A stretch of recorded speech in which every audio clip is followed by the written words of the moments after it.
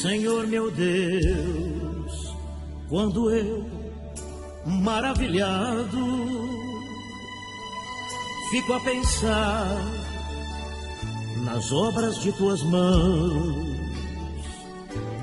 no céu azul de estrelas pontilhado, a lua branca prateando a imensidão.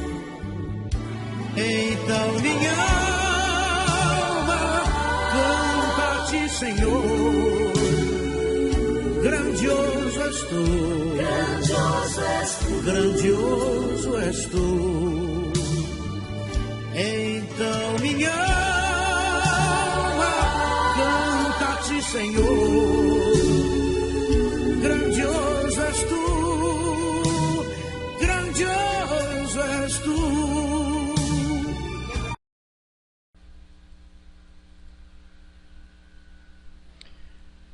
Olá, meus irmãos em Cristo Jesus, vos saúdo com a paz doce de Jesus Cristo. Pastor Jonias. Lição 10 do quarto trimestre de 2016. A adoração em tempo integral. Lição 10, direcionada para o dia 4 de dezembro de 2016. Texto áureo. Porque dele e por ele e para ele são todas as coisas, glória, pois, a ele eternamente. Amém. Romanos capítulo 11, verso 36. Verdade aplicada, a adoração envolve tudo o que está no interior da pessoa e tudo o que está fora dela. Objetivos específicos da lição: destacar a objetividade da adoração na vida. Enfatizar a adoração como centralidade da vida, mostrar exemplos de vidas que priorizaram a adoração. Textos de referência: Romanos capítulo 12, versículo de 1 a 3. Meu irmão em Jesus Cristo. Percebe-se que há uma forte negligência na adoração verdadeira em muitas igrejas, e muito do que é feito em nome da adoração hoje, na realidade, desonra a Jesus Cristo. Muitos estão, em nome de uma verdadeira adoração, honrando a si próprio e direcionando todo os seus objetivos para atingir metas pessoais, para massagear o ego, promover o eu próprio, e deixa de centralizar a verdadeira adoração em Deus. Passa a ser uma adoração a si próprio, ou seja, ocorre aí a egolatria.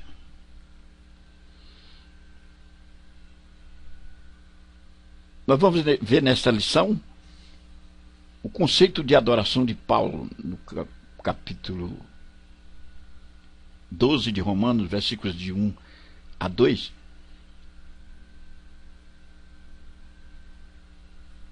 O apóstolo faz uma forte declaração em Romanos, capítulo 12, versículos de 1 a 2, sobre o conceito de adoração em tempo integral. Essas suas palavras vêm depois do que possivelmente é a maior exposição de teologia de toda a Escritura.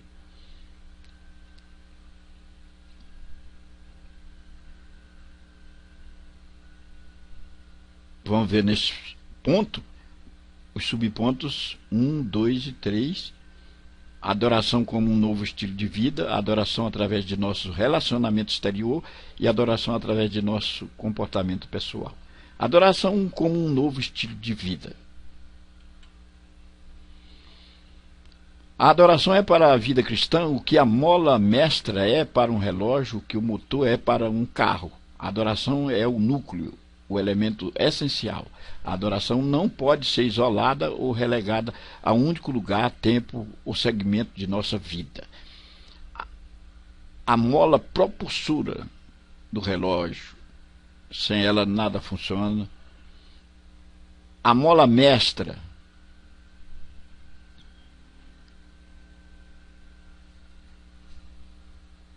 de um motor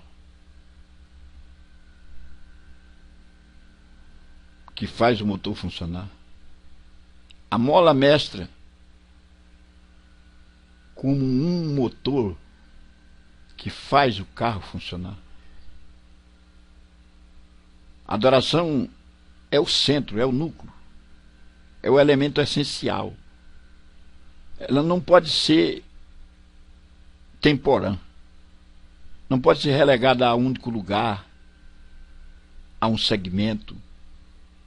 Não está voltada apenas para a liturgia de um culto em determinado dia. A adoração não pode ser em um determinado momento do culto, quando se está cantando, se está adorando. Fora disso, não se está adorando. Não. A adoração tem que se transformar num verdadeiro estilo de vida permanente. Devemos adorar constantemente, em tempo integral. A adoração através de nosso relacionamento exterior. A adoração pode ser refletida em nosso comportamento em relação aos outros. Aqueles que estão à nossa volta estão percebendo esta adoração que há em nós. Veja Romanos capítulo 14, versículo 18. Vamos para a nossa Bíblia online. 14, Romanos 14, versículo 18.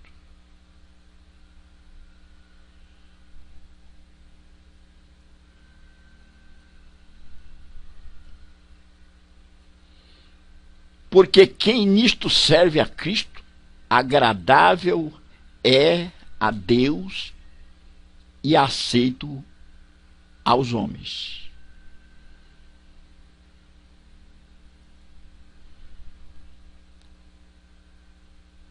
O que significa ser agradável a Deus? É a interpelação que ecoa. Se examinarmos o contexto, ele revela no 14 e 13 que é ser sensível ao irmão mais fraco. Vamos lá.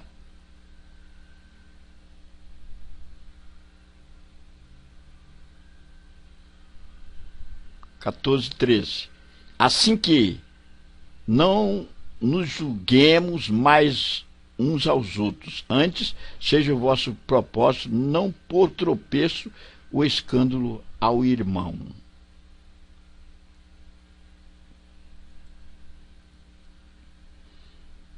Este contexto revela o que é agradável a Deus, que é ser sensível ao irmão mais fraco. Isso resume no amor, a atenção que se tem por aqueles que nos circunscrevem, que estão à nossa volta. Uma atenção especial.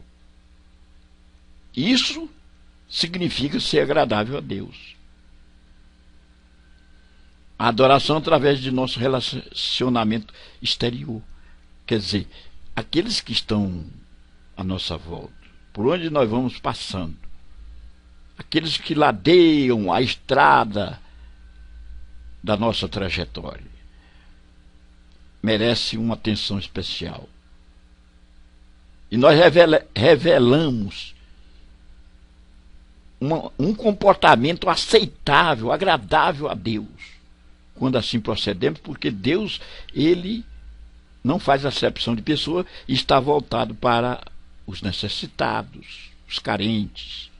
Ele faz chover e faz projetar o sol sobre todos os necessitados também. A adoração através de nosso comportamento pessoal. Nós vamos nos reportar ao capítulo 5, versículo de 8 a 10 de Efésios. Na nossa Bíblia online.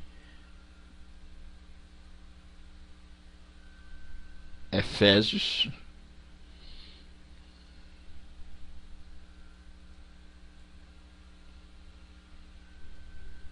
capítulo 5,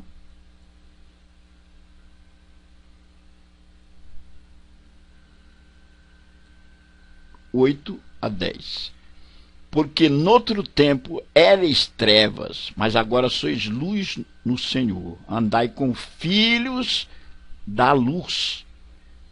Porque o fruto do Espírito está em toda a bondade, justiça e verdade, aprovando o que é agradável ao Senhor.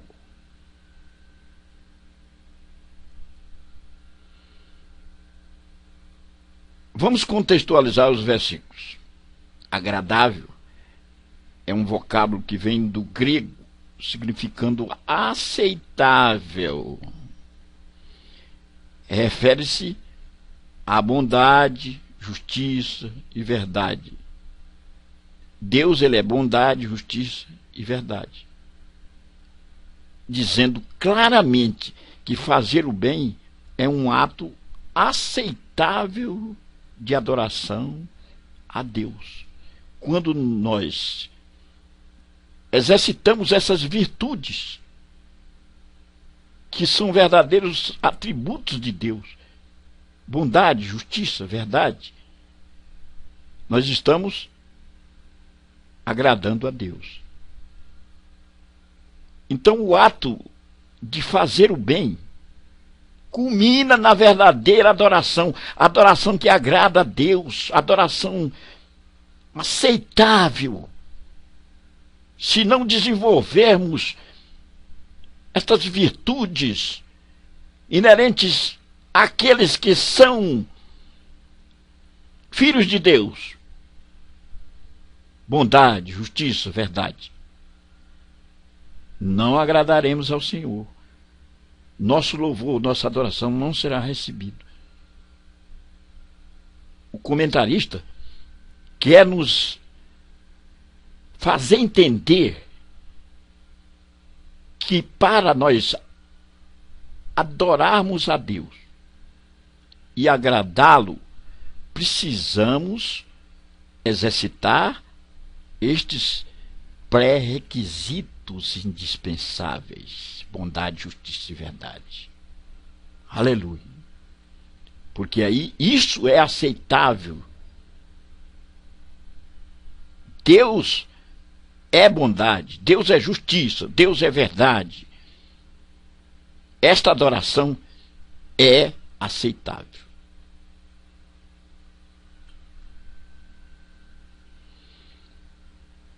Ponto 2. A adoração como prioridade de vida. Vamos nos reportar ao capítulo 10, versículos de 41 a 42, ao episódio de Maria e Marta com Jesus. Maria procurou sentar-se aos pés do Mestre em adoração. Resolveu priorizar a adoração em sua vida. Escolheu a boa parte. O que não lhe seria tirada? A adoração de Maria teve significado eterno, enquanto a tarefa de Marta nada significou além daquela tarde especial. Veja bem, dois comportamentos antagônicos. Um que se preocupou com as fainas cotidianas, como todos estão preocupados nos tempos odiernos, e a outra que procurou estar na presença de Jesus. Priorizou a adoração. Ela quis estar adorando a Jesus. Deixou todos os seus afazeres.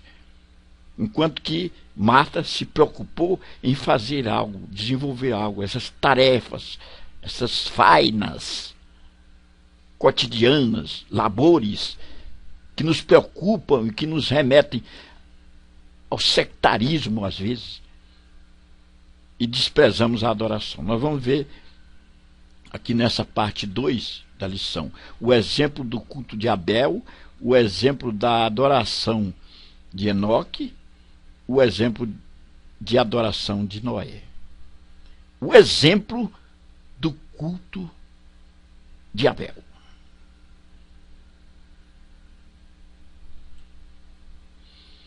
O nome de Abel é o primeiro na lista da galeria dos heróis da fé, lá em Hebreus capítulo 11. Esse capítulo é chamado o capítulo dos heróis da fé, ou seja, a galeria dos heróis da fé.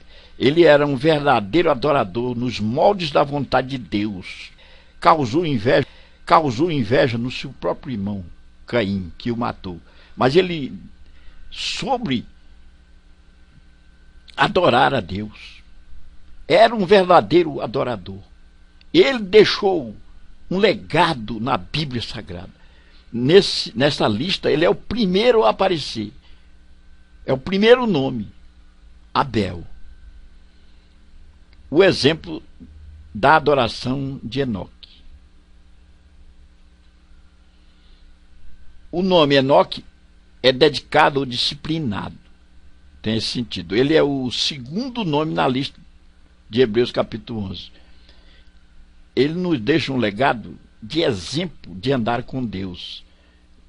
Aqui em Gênesis capítulo 5, versículos de 21 a 24, nós vamos ver um homem totalmente dedicado a Deus, adorando a Deus dia e noite. E foi andando com Deus, Enoque, foi andando com Deus, até que foi transladado para a glória. Ele não experimentou a morte, foi levado em vida para a eternidade.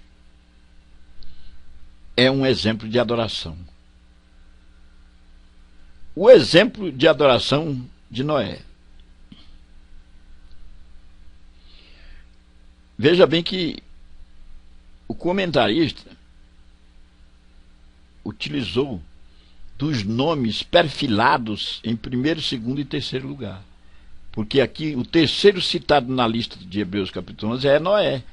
Ele foi exemplo de adoração pelo seu trabalho. Gênesis capítulo 6, 22. Quando Deus determinou que ele fizesse a arca, ele obedeceu. Veja bem, Noé obedeceu aquilo que Deus havia determinado. Então ele é exemplo de adoração através do seu trabalho.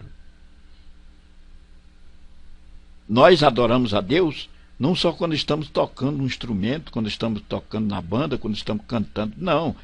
Nós adoramos a Deus quando desenvolvemos um trabalho qualquer. E aqui nós temos os exemplos de vidas que adoraram a Deus e foram verdadeiros modelos listados na galeria dos heróis da fé. Aleluia.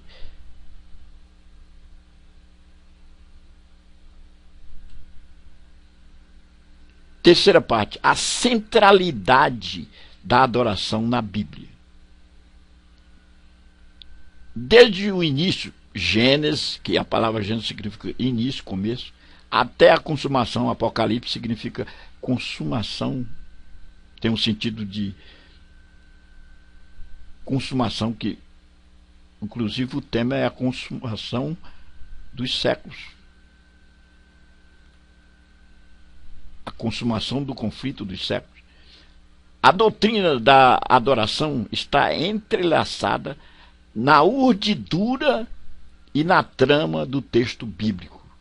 Deuteronômio capítulo 6, versículos de 4 a 5. E Marcos 12, 29 a 30. Aqui diz amar a Deus sobre todas as coisas. Amar a Deus sobre todas as coisas. Priorizar Deus. Caminhar com Deus. Adorar a Deus.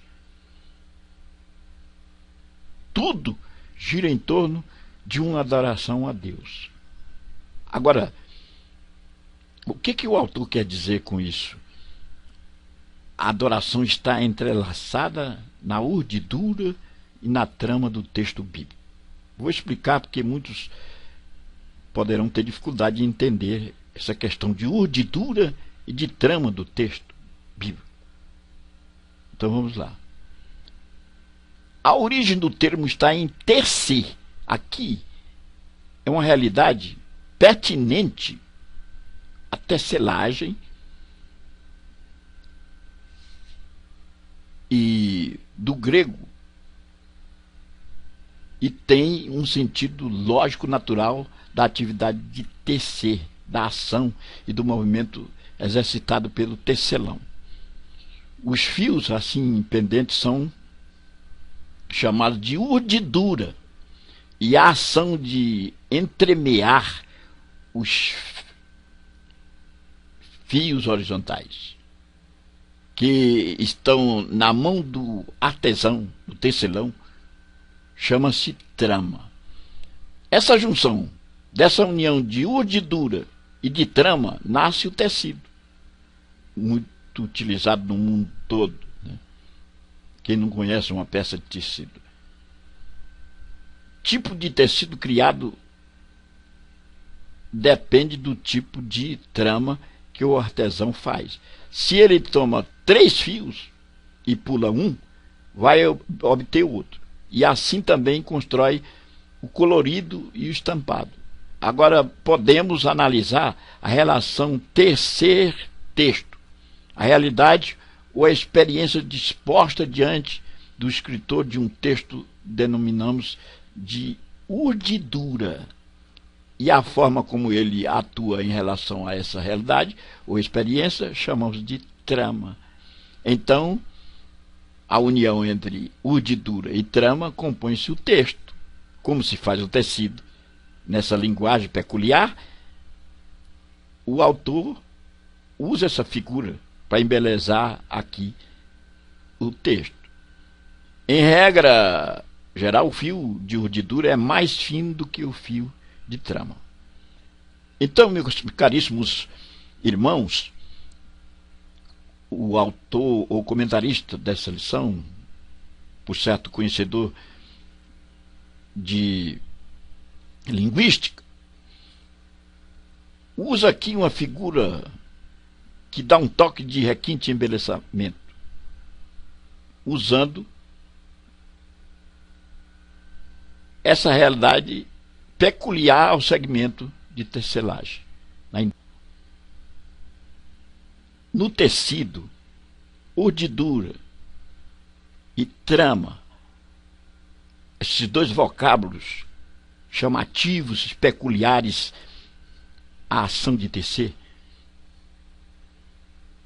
a palavra adoração está entremeada na Bíblia Sagrada. Quer dizer isso, que a Bíblia Sagrada é um livro de Gênesis a Apocalipse de adoração. Vamos aos 3 subpontos para entendermos melhor essa realidade. A adoração no Antigo Testamento, o tabernáculo, e a adoração no Novo Testamento. A adoração no Antigo Testamento. No Antigo Testamento, a adoração devia ser uma preocupação constante para o povo de Deus. O tabernáculo foi projetado para a adoração. Não podia ser utilizado para outra coisa, para outro fim. Então, desde os mais antigos tempos, desde Moisés e até antes de Moisés, no caso de Moisés, o tabernáculo criado tinha como objetivo a adoração. A adoração no Antigo Testamento é peculiar, é característica, é uma realidade, está entremeada, ela está dentro do Antigo Testamento. E desde os tempos mais remotos que se tem conhecimento, o homem tem uma impulsão a adorar.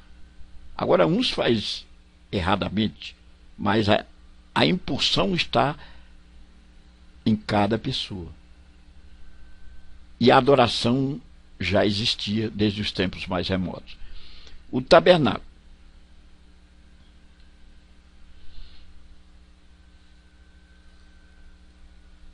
O tabernáculo ocupava o lugar central do acampamento de Israel. Não sei se os caríssimos irmãos sabem, quando Israel esteve 40 anos no deserto, tinha o lugar de adoração, que era o tabernáculo. E esse tabernáculo era desmontável. Sempre que se levantava do acampamento, se desmontava o tabernáculo e se montava novamente aonde chegava. E ele ocupava a parte central do acampamento. Não era feito na periferia, num lugar deslocado, não. Bem no centro do acampamento de Israel. Agora vamos observar detalhes interessantes aqui. Imediatamente a ele ficavam os sacerdotes mais próximos ali do tabernáculo, bem chegado eram os sacerdotes. Depois os levitas, que eram as pessoas que cuidavam dos utensílios do tabernáculo, do serviço do tabernáculo, os cantores, tocadores e que serviam, os filhos de Levi, que foram chamados levitas. Depois ficavam dispostas as 12 tribos voltadas para o centro do tabernáculo, distribuídas. Voltada para o centro do tabernáculo, o lugar da adoração. Então a adoração era o foco. Os sacerdotes, os levitas, as tribos se distribuíam de forma organizada, tal que se direcionasse para o centro, porque era no centro que se adorava. O tabernáculo estava no centro do acampamento e toda a centralidade era chamativa. E os sacerdotes e os levitas e as tribos, ou seja, os povos de Israel, deveriam objetivar a adoração. Foi para isso que nós fomos colocados aqui na terra, aleluia, para adorar a Deus, para bendizer o seu nome. Adoração no Antigo Testamento, adoração no tabernáculo. O tabernáculo é organizado de forma tal que toda a movimentação seria concentrada no centro e direcionada para adorar a Deus. Agora vamos à adoração no Novo Testamento. No Novo Testamento, toda a pregação está voltada para a adoração. A pregação é um aspecto insubstituível de toda a adoração coletiva. Aqui, ó, 2 Timóteo capítulo 4, versículo 2. A pregação, ela é a parte fundamental, essencial do culto. A pregação é uma forma de adoração. É o cerne, é a parte primordial. Sem pregação, não existe um culto agradável a Deus. A palavra de Deus, pregada, culmina no ápice da verdadeira adoração. Adorar a Deus.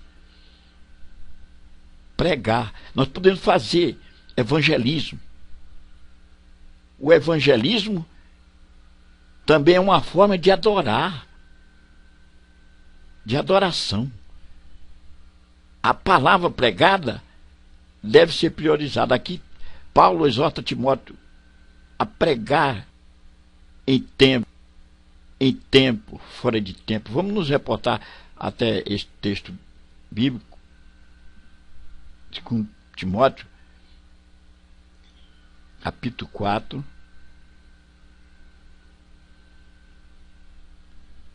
segundo Timóteo, 2. Que pregues a palavra, instes a tempo e fora de tempo, redarguas, repreendas, exortes com toda a longanimidade e doutrina. A palavra é o ápice da adoração. Ao contrário de que muita gente pensa que na hora que está cantando os hinos congregacionais ou na hora que um conjunto toca, ali está o louvor, a adoração a Deus, fora dali não existe. Não. A pregação deve ser cultivada para que haja uma verdadeira adoração a Deus.